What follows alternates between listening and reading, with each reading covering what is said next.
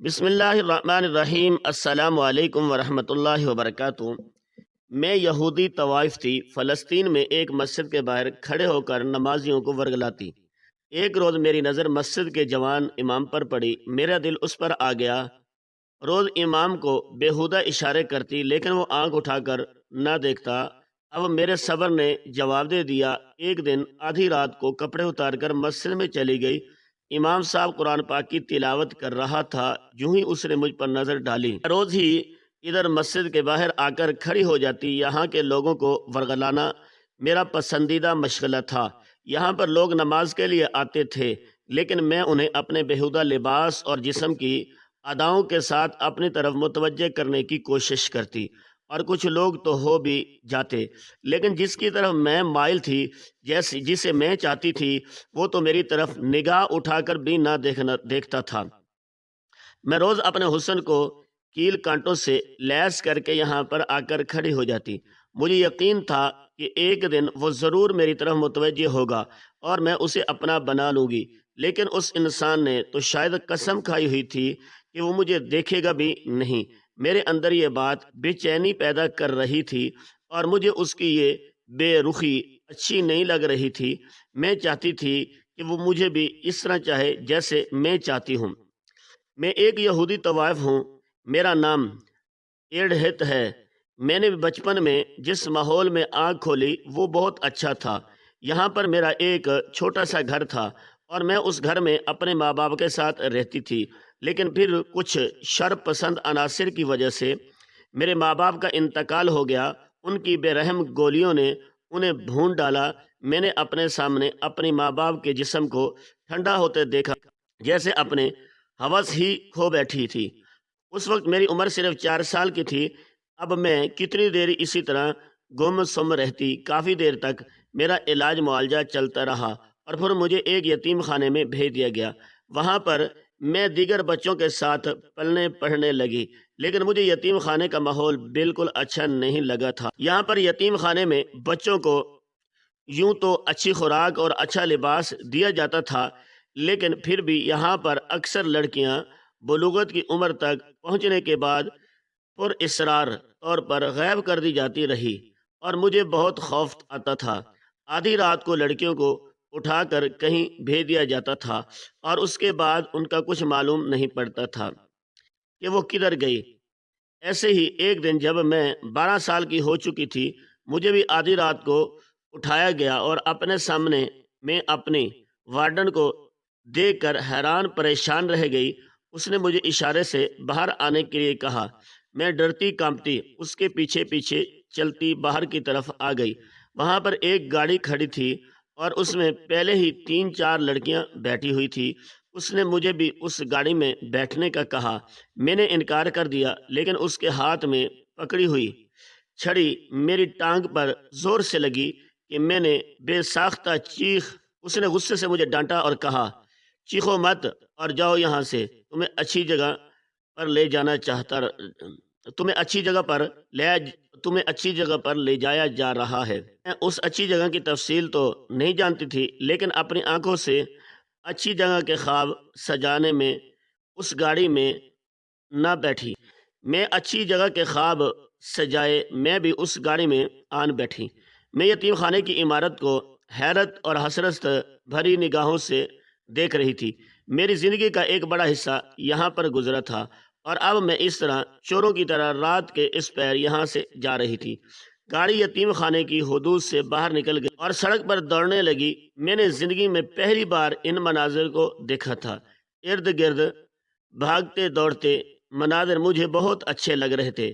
رات کے اس پہر روشنیاں تھیں جنہوں نے انہیں عمارتوں کو خوبصورت بنایا ہوا تھا۔ میں سب دیکھتی کھڑکی سے ٹیک لگا کر بیٹھ گئی اور پھر آدھے گھنٹے کی ڈرائیونگ کے بعد گاڑی ایک اور خوبصورت سے گھر کے آگے جا کر رکی۔ میں نے زندگی میں پہلی بار اتنا بڑا گھر دیکھا تھا۔ جیسے وہ گاڑی رکی تو میں آنکھوں میں حیرت بسائے اس گھر کو دیکھ رہی تھی۔ ایک بہت بڑی عالی شان محل نما گھر تھا۔ میرے ساتھ جو باقی لڑکیاں تھیں وہ بھی بڑی حیرت اور شوق سے اس گھر کو دیکھ رہی تھی۔ ہمیں اس ڈرائیور نے آگے بڑھنے کے لیے کہا تو ہم آہستہ آہستہ آگے بڑھنے لگی۔ میں ہر چیز کو غور سے دیکھنے لگی۔ جیسے ہی گھر میں داخل ہوئی تو وہاں پر سامنے ہی ایک بڑی عمر کی عورت نے میرا استقبال کیا۔ وہ اس وقت کافی مختصر اور شوخ لباس پہن کر بیٹھی ہوئی تھی۔ اس کے جسم پر زیور تھا اور چہرہ میک اپ سے بھرا ہوا تھا۔ وہ اس وقت بہت عجیب سی لگ رہی تھی۔ اسے دیکھ کر مجھے کراہت سی محسوس ہونے لگی۔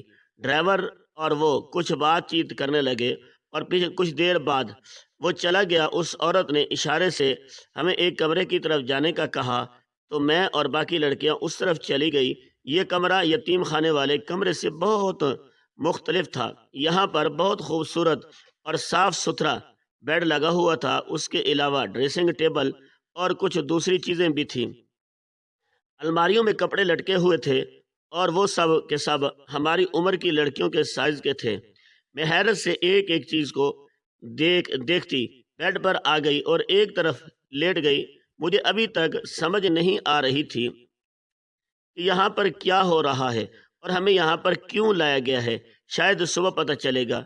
یہی سوچ کر میں نے آنکھیں بند کر لی اور سونے کی کوشش کرنے لگی۔ کچھ دیر بعد ہی میری آنکھ لگ گئی تھی۔ اگلے دن میں جب سو کر اٹھی تو تب تک ایک لڑکی ہمیں بلانے کے لیے آ چکی تھی۔ وہ ہمیں ناشتے کی میز پر لے آئی۔ وہاں پر وہی رات والی عورت بیٹھی ہوئی تھی۔ اس وقت اس کا لباس پھر بھی بہتر تھا۔ اس نے ہمیں کرسیوں پر بیٹھنے کا کہا اور ناشتہ کرنے کا کہا۔ میں اور میرے ساتھ باقی سب لڑکیاں وہیں پر بیٹھ گئی اور ایک ایک کر کے ناشتے کو لوازمات کرنے لگے۔ میں خاموشی سے ناشتہ کر رہی تھی۔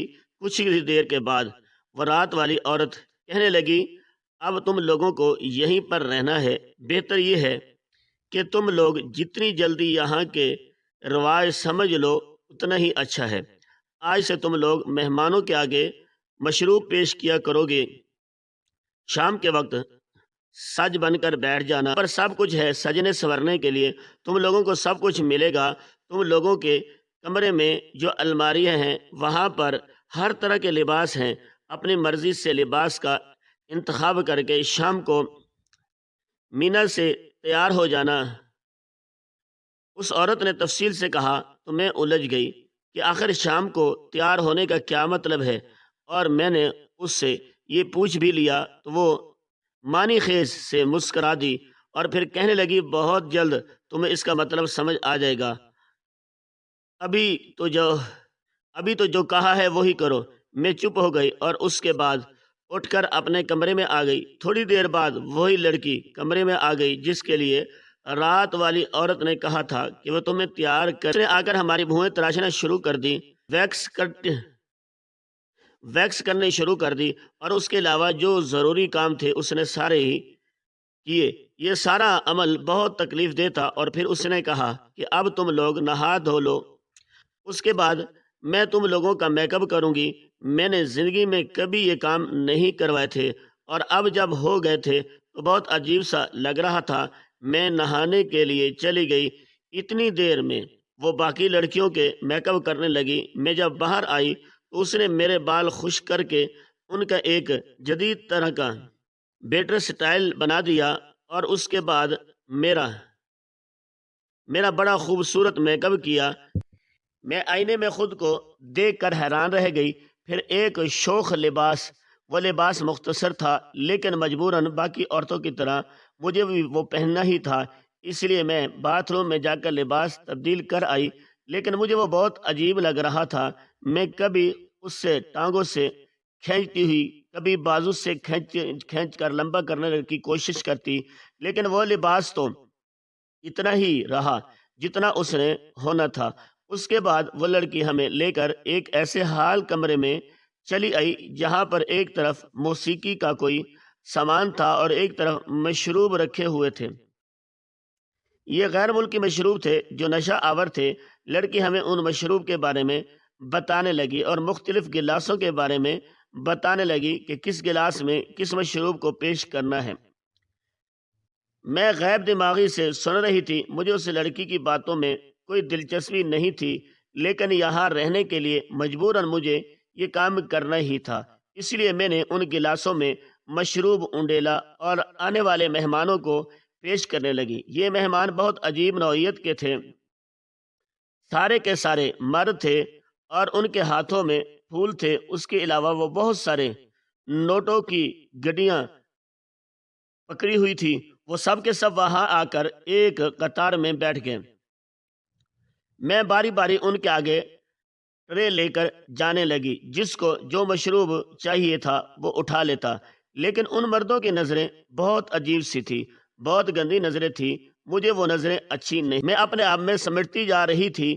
مجھے یہ سب بہت عجیب لگ رہا تھا، اور تبھی اسی رات ہی مجھ پر انکشاف ہوا کہ یہ ایک قہبہ خانہ تھا، جدید دور کا، جدید طرز کا بنایا گیا تھا۔ قبہ خانہ میں جہاں پر مرد اپنے ہوس بجھانے کے لیے آئے تھے، یہاں پر عورتوں کی تعداد کافی زیادہ تھی، اور انہیں جو عورت پسند آتی وہ اسے اس کی مرضی کی قیمت دے کر ایک رات کے لیے خرید لیتے۔ مجھے یتیم خانے والوں نے یہاں پر بھیج دیا تھا، اور اب میرا مستقل ٹھکانہ یہیں پر تھا۔ حالانکہ میں نے اس صورتحال سے نکلنے کے لیے بہت ہاتھ پیر مارے، میں نے بہت احتجاج کیا، لیکن مجھے انہوں نے مارا پیٹا اور زبردستی یہاں پر روکے رکھا۔ میں پہلے تو کچھ عرصہ صرف مہمانوں کے مشروبے میں پیش کرتی رہی، اور پھر کبھی کبھار کسی نہ کسی مہمان کا دل بہلانے کے لیے اس کے پاس بیٹھ جاتی۔ پھر جب میں 16 سال کی ہوئی تو اس کے قبیہ خانے کے انچارج نے مجھے باقاعدہ طور پر دھندے پر اتار دیا، اور جس رات میں نے پہلی بار دھندے پر اترنا تھا وہ باقاعدہ طور پر اس رات میری بولی لگائی گئی تھی، اور جس نے سب سے زیادہ بولی دی تھی اس سے میرا ساتھ نصیب ہوا تھا۔ قبہ خانے کی ناظمہ کو اس طرح کے کام بہت آتے تھے۔ یوں اب میں باقاعدہ طور پر اس دھندے میں شامل ہو گئی تھی۔ میرا کمرہ بھی الگ کر دیا گیا تھا، اور مجھے بڑا شاہانہ پروٹوکول دیا گیا تھا۔ آہستہ آہستہ میں اسی رنگ میں رنگ دی گئی، اور اب قبہ خانے کے انچارج کو میرے اوپر بہت اعتماد تھا۔ وہ مجھے اکثر باہر شاپنگ کے لیے بھی جانے دیتی تھی، اور اکثر میری ہتھیلی پر پیسے بھی رکھتی تھی، کیونکہ میرے اوپر بہت سارے لوگ بہت مہربان تھے اور پیسہ لٹانے میں ذرا بھی دریغ نہیں کرتے تھے۔ انہی دنوں میں جب ایک بار بازار گئی تو وہاں پر میں نے ایک مسجد دیکھی۔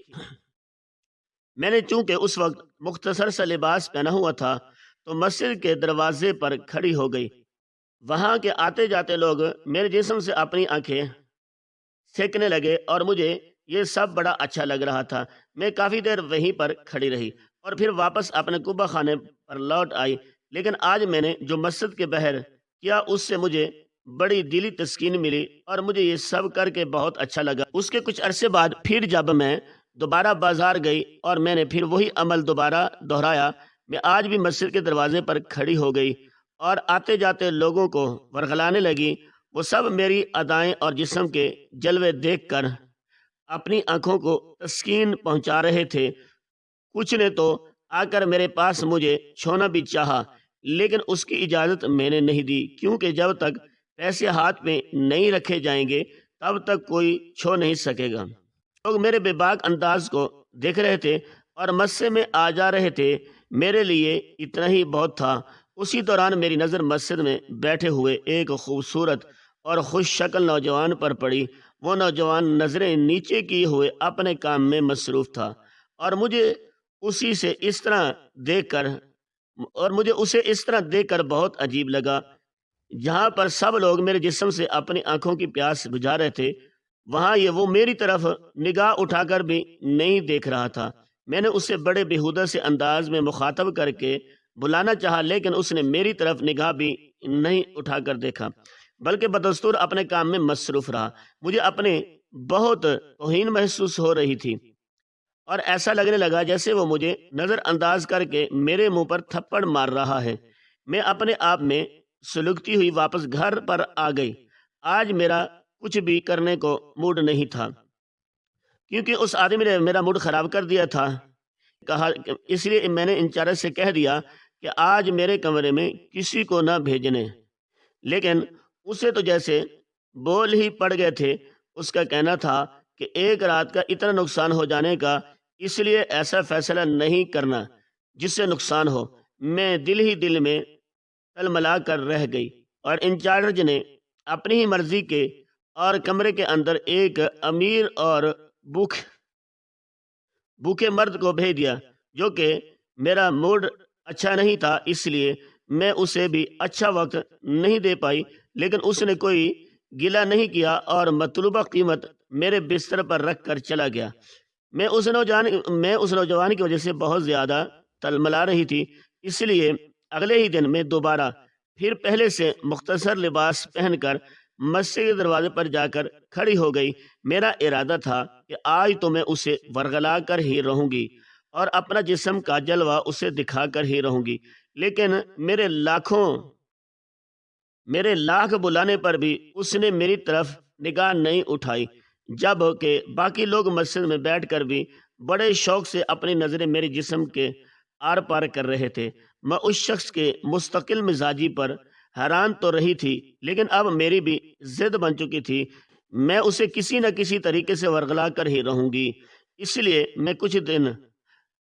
میں کچھ دن روز ہی وہاں پر چلی جاتی، دروازے کے باہر کھڑی ہوتی، اپنے جسم کو طرح طرح کے خوشبوؤں سے مہکاتی، اپنے لباس میں سے بہترین لباس منتخب کرتی جو میرے جسم کو واضح بھی کرتا اور چھپاتا بھی نہیں۔ میں طرح طرح کا بیٹر سٹائل بنا کر مختلف طرح کے میک اپ کر کے ہر بار میں مختلف ادا سے وہاں پر کھڑی ہوتی، لیکن مجال ہے کہ اس نوجوان نے میری طرف ایک نگاہ بھی کر کے دیکھا ہو۔ مجھے بہت تلملاہٹ ہو رہی تھی، زیر بار کرنا چاہتی تھی۔ میں نے وہاں پر موجود لوگوں سے اس کے بارے میں معلومات لی تو پتہ چلا کہ وہ وہاں کا امام مسجد ہے اور کچھ عرصہ پہلے ہی یہاں پر تعینات ہوا ہے۔ اپنی ایک بوڑھی ماں کے ساتھ اس شہر کے کونے میں رہتا ہے، اور مسجد کی طرف سے اسے جو وظیفہ ملتا ہے وہ اسی میں اپنا گزر بسر کرتا ہے۔ چونکہ میں ویسے بھی یہودی تھی، اور مجھے اس طرح نمازیوں کو بہکانا اور انہیں اپنی اداؤں کا جال میں پھنسانا اچھا لگتا تھا، اس لیے میرے نزدیک وہ کوئی بھی ہوتا، مجھے تو بس اسے کسی طریقے سے اپنے حسن کے جال میں پھنسانا تھا، لیکن مجھے اس میں کامیابی نہیں ہو رہی تھی۔ وہ لڑکا بہت عقل مزاج اور اپنے ایمان کا پکا تھا۔ اس لڑکے کی وجہ سے میرا اپنا کام بھی خراب ہو رہا تھا۔ میں اپنے گاہکوں کے اوپر پوری طرح توجہ نہیں دے پا رہی تھی، کیونکہ میں اس لڑکے کی ضد میں آ چکی تھی اور مجھے اس لڑکے کو زیر بار کرنا تھا۔ اسی وجہ سے میں اسے بہکانا اور انہیں اپنی اداؤں کے جال میں پھنسانا اچھا لگتا تھا، اس لیے میرے نزدیک مجھے تو بس اسے کسی طریقے سے اپنے حسن کے جال میں پھنسانا تھا، لیکن مجھے اس میں کامیابی نہیں ہو رہی تھی۔ وہ لڑکا بہت مستقل مزاج اور اپنے ایمان کا پکا تھا۔ اس لڑکے کی وجہ سے میرا کام بھی خراب ہو رہا تھا۔ میں اپنے گاہکوں کے اوپر پوری طرح توجہ نہیں دے پا رہی تھی، کیونکہ میں اس لڑکے کی ضد میں آ چکی تھی اور مجھے اس لڑکے کو زیر بار کرنا تھا۔ اسی وجہ سے میں اس کے بارے میں سوچتی رہی اور اپنے گاہکوں کو پہلے کی طرح توجہ اور محنت نہ دے پائی۔ نتیجہ یہ ہوا کہ انچارج کے پاس میری کچھ شکایات گئی، کیونکہ گاہک تو پوری قیمت ادا کرتے تھے، اور اگر انہیں مناسب وقت نہ ملتا تو ان کے یہاں آنے کا کیا فائدہ۔ انچارج کو جب یہ شکایت ملی تو اس کا ماتھا ٹھنکا، اور اس نے مجھے ایک رات بلایا اور پوچھنے لگی، تم اچھی بھلی کام کرتی کرتی کیوں پٹڑی سے اتر گئی ہو؟ کیا معاملہ ہے؟ مجھے بتاؤ۔ اگر پیسوں کی پریشانی ہے یا کچھ خریدنا ہے تو بولو، لیکن گھر آئی روزی کو اس طرح لات مت مارو۔ تمہارے بہت ساری شکایتیں مجھے ملی ہیں، لیکن میں نہیں سمجھتی کہ تم اس طرح کی ہوگی، اور تم خود بتاؤ کہ کیا معاملہ ہے۔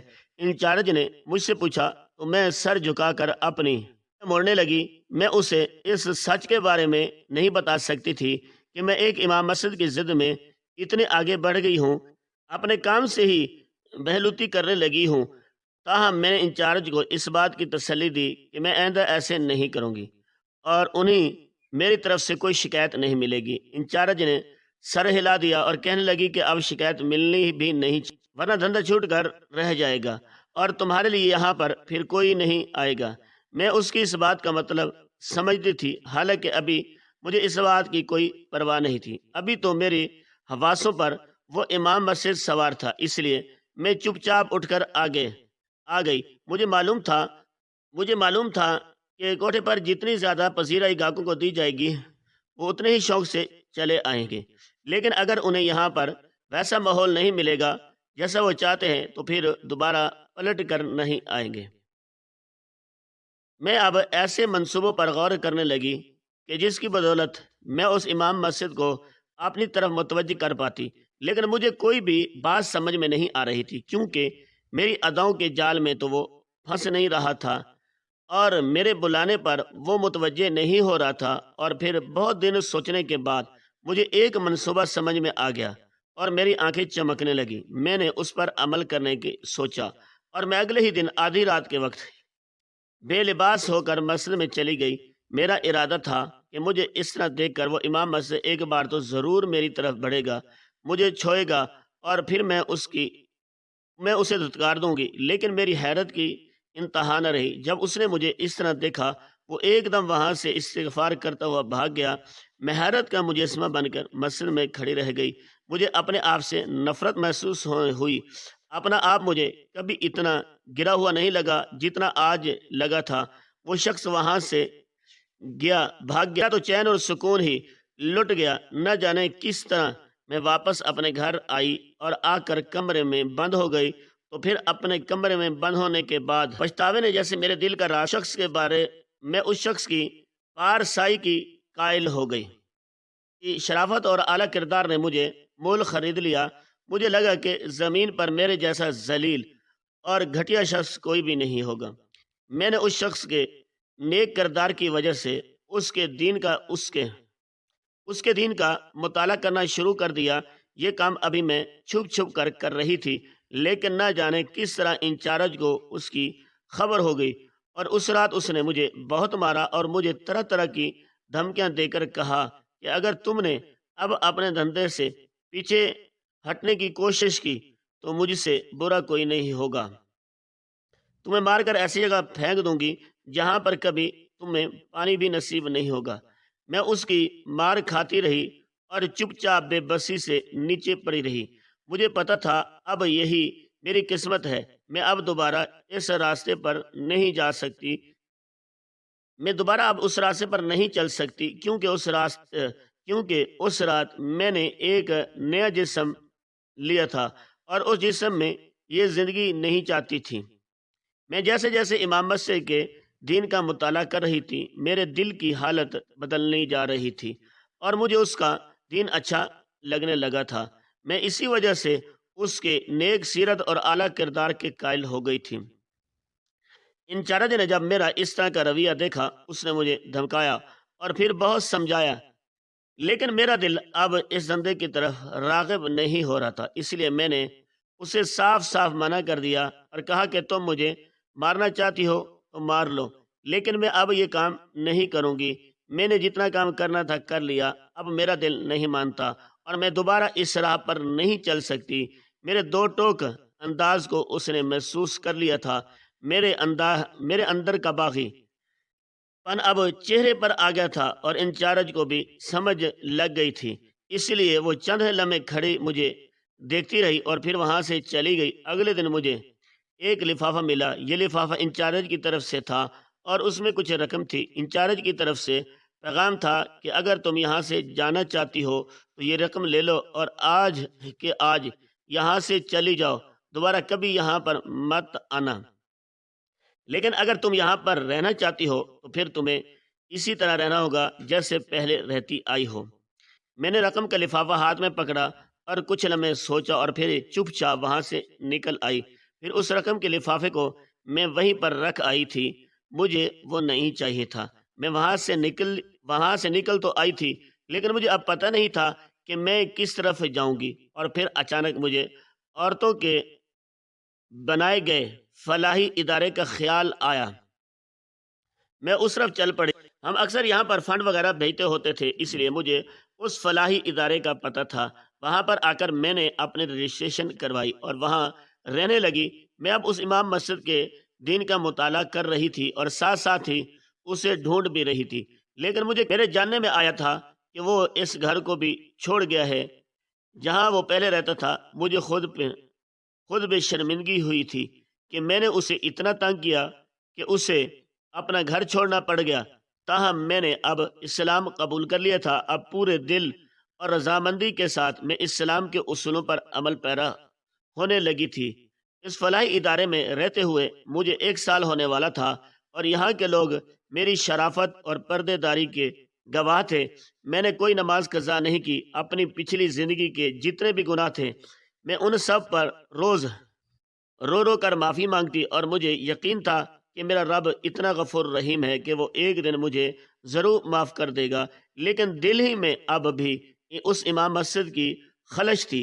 मैं अब भी अंदर ही अंदर उसे चाहती थी, जिसकी वजह से मैं यहाँ पर आन पहुँची। उन्हीं दिनों मेरे इंचार्ज ने मुझे एक रिश्ते के बारे में बताया। उसका कहना था कि लड़का हाफिज़ कुरान है और वो दीन और दुनिया की तालीम से आरास्ता है, अपनी माँ का वाहिद सहारा है और उसकी माँ की सिर्फ एक ही डिमांड है कि लड़की नेक हो और परहेजगार हो। उसके अलावा वो इस्लामी उसूलों के मुताबिक अपनी ज़िंदगी गुजारती हो। मैंने तुम्हारा नाम दिया है क्योंकि यहाँ पर तुम्हारे अलावा और कोई ऐसी लड़की नहीं जो इस्लाम के मुताबिक शरई पर्दा करती हो और इस्लाम के मुताबिक अपनी ज़िंदगी गुजारती हो। इसलिए मैं चाहती हूँ कि तुम उस रिश्ते के लिए हाँ कह दो। ये तुम्हारे लिहाज से बहुत बेहतर है। अपने इंचार्ज की बात सुनकर मैं सोच में मुब्तला हो गई और मैंने उससे कहा कि मैं तुम्हें सोचकर जवाब दूंगी। 2-3 दिन मैंने उस रिश्ते के बारे में सोचा। मुझे मुझे ये तो पता था कि वो हाफिज कुरान तो नहीं मिलेगा। मैंने आखिरी बार उस इमाम मस्जिद के बारे में सोचा और फिर उस रिश्ते के लिए हाँ कह। मेरी तरफ से सिर्फ इंचार्ज और यहाँ के इदारे के कुछ खवातीन ही शिरकत की थी, जबकि उस लड़के की तरफ से भी चंद लोग ही सादगी से निकाह करने के लिए आए और मैं रुखसत होकर उस लड़के के घर आ गई। मैं उसको जानती तक नहीं थी।